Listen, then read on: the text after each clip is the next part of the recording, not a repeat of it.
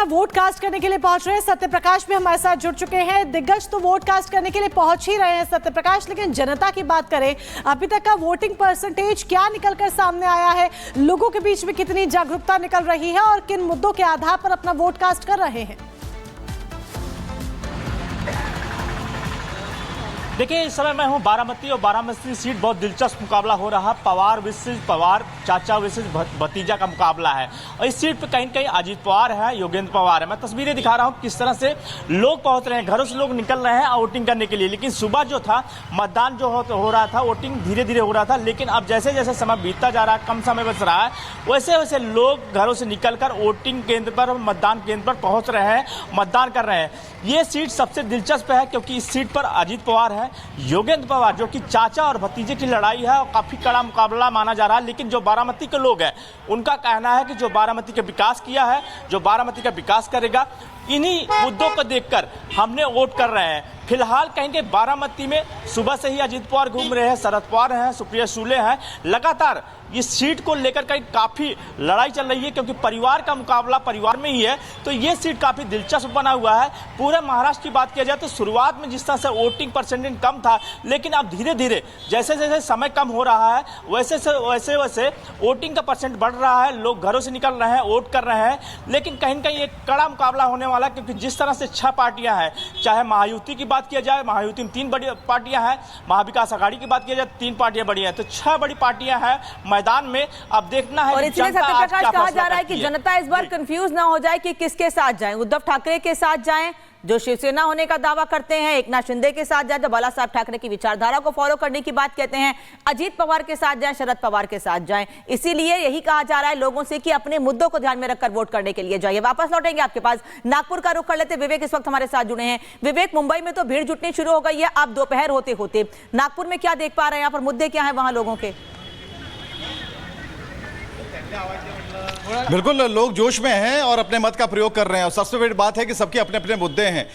एक तरफ सब कुछ रख दिया है, नारा रख दिया है, डरना रख दिया है, बंटना रख दिया है, कटना रख दिया है, लेकिन यहाँ पर जुटना उन्होंने नहीं छोड़ा है। तो फिलहाल यहाँ कुछ लोग हैं, हम आपको बताते हैं कि उनके मन में क्या चल रहा है। तो फिलहाल हम अब जानना चाहेंगे कि क्या क्या अभी दिमाग में चल रहा है। दिमाग में तो यही चल रहा है कि जो आज के समय में अच्छा खासा जो कर सकता है वही एक बार रिपीट हो जाए। हाँ। बस यही दिमाग में चल रहा है। आपके दिमाग में क्या चल रहा है? बस रिपीट।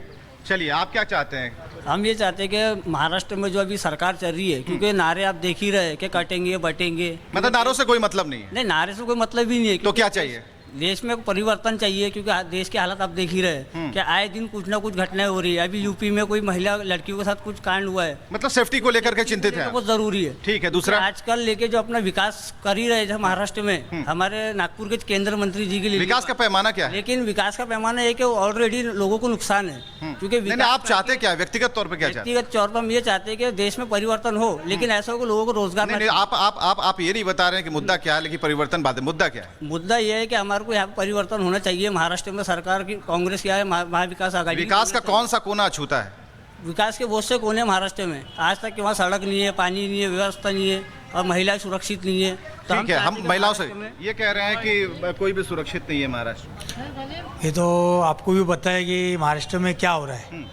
लेकिन कैसा है, ये जो राजनीति है, ये राजनीति इतनी खराब है कि आपस में लड़वा रहे हैं। तो ये डरे हुए क्यों? तो डरे हुए ये नहीं है, डरे हुए वो लोग हैं कि रहने के बाद भी ये उल्टे सिल्टे जो जॉब दे रहे हैं, जो जातिवाद वाले जो काम कर रहे हैं।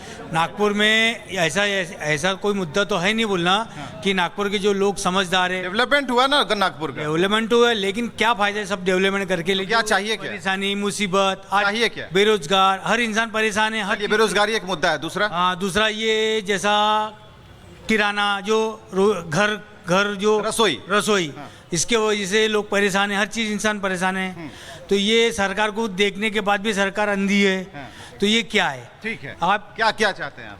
सर, यही चाहते इन्होंने कि जो पॉलिटिक्स चला रहे हैं वो दुनिया नहीं देख रहे, वो सिर्फ अपनी पॉलिटिक्स देख रहे। ठीक है। जहाँ बाहर अभी कुछ हो रहा है, जैसे हिंदू है मुसलमान है, वो तो पॉलिटिक्स वालों को मसला ही नहीं है। उन लोगों ने सिर्फ जातिवाद बना दी, उनको सिर्फ अपनी राजनीति चला रहे हैं, सरकार बढ़ाना। मतलब वोटर समझदार है। वोटर तो समझदार ही रहेंगे ना सर। ऐसा रहता तो हमारा देखो नागपुर इतना सेफ है कि हमारे नागपुर के अंदर में ये जातिवाद का कोई मसला ही और कोई मैटर ही नहीं करता है। हमको सिर्फ ये चाहिए कि जो आजकल के युवा है, हमको सिर्फ बेरोजगारी जो है उसका मकसद है हमारा कि वो दूर हो जाए। क्योंकि हम देखो अभी सर पे टोपी उलेमा की